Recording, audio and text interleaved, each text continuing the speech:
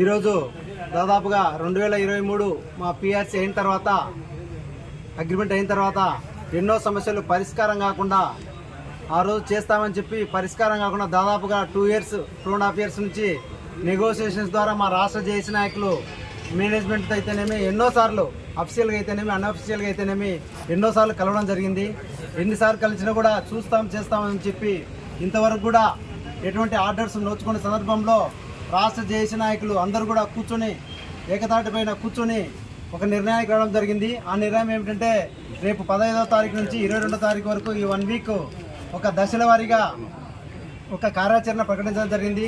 Black badges అయితేనేమి, lunch hour demonstrations అయితేనేమి, relay hunger strike అయితేనేమి, అదేవిధంగా డిస్ట్రిక్ట్ హెడ్ క్వార్టర్స్లో లాస్ట్గా ఒక ర్యాలీ నిర్వహించాలని చెప్పి తలపెట్టారు. ఆ కార్యక్రమాన్ని విస్తృతంగా మన కార్మికుల్లోకి తీసుకోవాలనే ఉద్దేశంతో ఈరోజు నంద్యాల డివిజన్లో నంద్యాల డివిజన్ జేఏసీ వారు జిల్లా జేఏసీ అని పిలిచి మరియు రాష్ట్ర జేఏసీ చైర్మన్ గారి ఆధ్వర్యంలో మీటింగ్ పెట్టడం జరిగింది.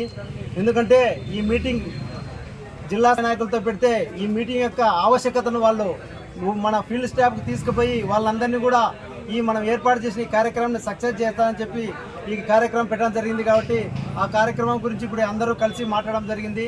కాబట్టి మేనేజ్మెంట్ యొక్క మొండి వైఖరి విడనాడి మీ ద్వారా మేనేజ్మెంట్కి తెలియజేస్తున్నాం.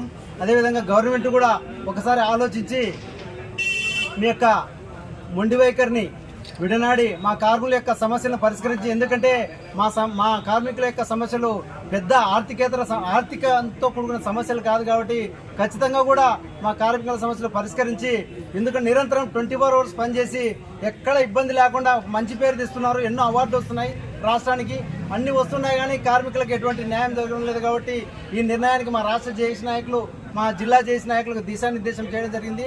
దాన్ని ఈరోజు డివిజన్ లెవెల్లో ఇక్కడ ఈ మీటింగ్ ద్వారా కిందికి తీసుకుపోతున్నాం. మిగతా విషయాలు మా రాష్ట్ర జేఏసీ చైర్మన్ గారు కృష్ణయ్య గారు మాట్లాడతారు. అందరికీ విదితమే, కానీ ఈరోజు నంద్యాల డివిజన్ జేఏసీ వారి పిలుపు మేరకు మేము నంద్యాలకు రావడం జరిగింది. మరి పోయిన ప్రభుత్వంలో కొంత ఉద్యోగులకు, కార్మికులకు ఇబ్బంది జరిగినటువంటి పరిస్థితులు మన ముందర ఉన్నవి. మరి ఆనాటి ప్రభుత్వం కానీ మేనేజ్మెంట్ కానీ వ్యవహరించిన తీరును గర్హిస్తూ మనం అందరం కూడా వ్యతిరేకించి, మరి కొత్త ప్రభుత్వం వచ్చిందని ఎన్నో ఆశల పల్లకితో కార్మికులు, ఉద్యోగులు తేలియాడారు. కానీ ఇప్పటి వరకు కూడా ప్రభుత్వం వచ్చి ఇన్ని నెలలు అవుతున్నా కూడా మరి మే నెలకు సంవత్సరం అయిపోయింది.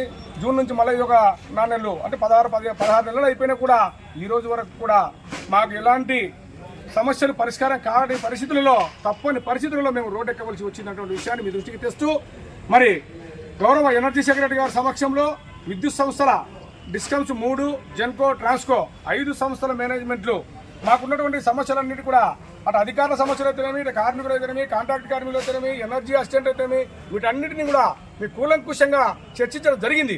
చర్చించిన పిదపట గౌరవ ఎనర్జీ సెక్రటరీ గారు ఆ సమస్యలన్నీ కూడా తీరుస్తామని మాట చెప్పారు. మాకు రాతపరంగా కూడా పేపర్ మీద ఇచ్చారు, కానీ ఆర్డర్ల రూపంలో మాత్రం రాలేదు. మినిట్స్ మాత్రం ఇస్తున్నారు, కానీ అవి ఆర్డర్ల రూపంలో రాలేదు. మరి ఆర్డర్ రూపంలో రానందుకు మేము చాలా తీవ్ర ఒత్తిడికి లోనవుతా ఉన్నాం. మరి విద్యుత్ సంస్థలలో పనిచేసే కార్మికులు, ఉద్యోగులు ఏ విధంగా ఉంటారు అనేది ప్రజానికానికి అందరికీ తెలుసు. మరి ఈరోజు విద్యుత్ సంస్థలలో పనిచేస్తుంటే ఎన్నో రివార్డ్స్ ఢిల్లీకి వెళ్ళి తెచ్చుకుంటున్నారు, అవార్డులు, రివార్డులు.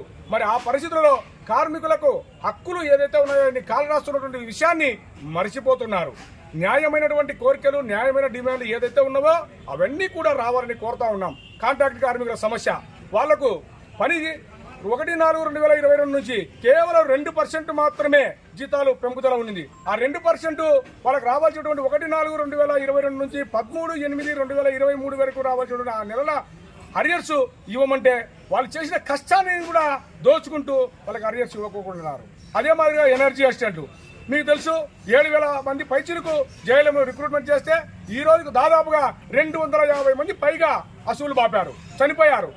మరి పని భారంతో ఆ నిర్వహణలో భాగంగా చనిపోయారు.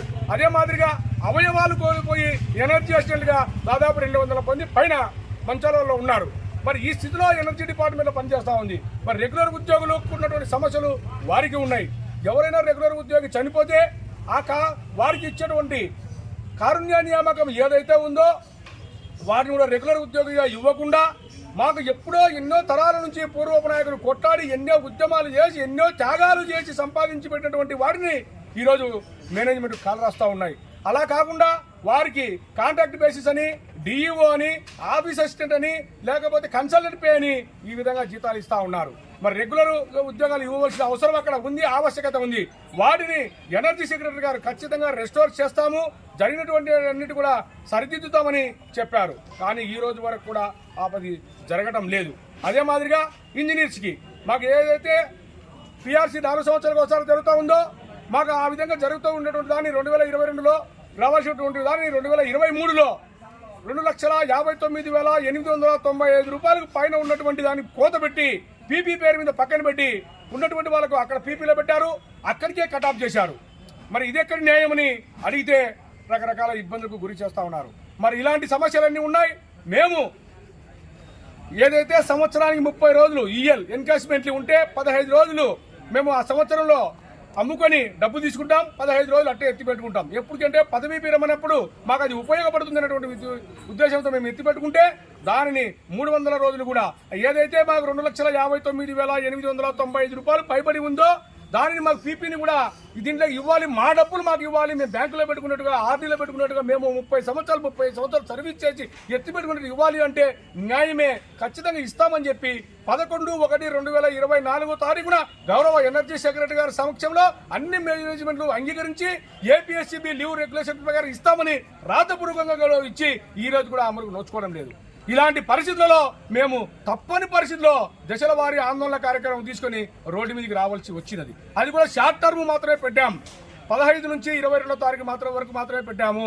22వ తారీఖు లోపల మేనేజ్మెంట్లు కానీ రాష్ట్ర ప్రభుత్వం కానీ కలగ చేసుకుని మా న్యాయమైన కోరికలు, న్యాయమైన డిమాండ్లు పరిష్కరించాలని కోరుతారని తప్పక ఆశిస్తున్నాం. అలాంటి పరిస్థితులకు దాటిపోతే 22వ తారీఖు లోపల మా సమస్యలు పరిష్కారం కాకపోతే 23వ తారీఖున రాష్ట్ర జేఏసీని పిలిపించి మీటింగ్ ఏర్పాటు చేసి ఆ రోజే మేము తదుపరి కార్యాచరణ రూపొందించబడుతుంది. ఆ రోజు జరుగుతున్న విద్యుత్ సంస్థలో జరుగుతున్న పరిస్థితులు, పరిణామాలన్నీ కూడా మీ దృష్టికి మీడియా దృష్టికి తీసుకొస్తామని మనవి చేస్తా ఉన్నాం. Thank you sir, thank you very much.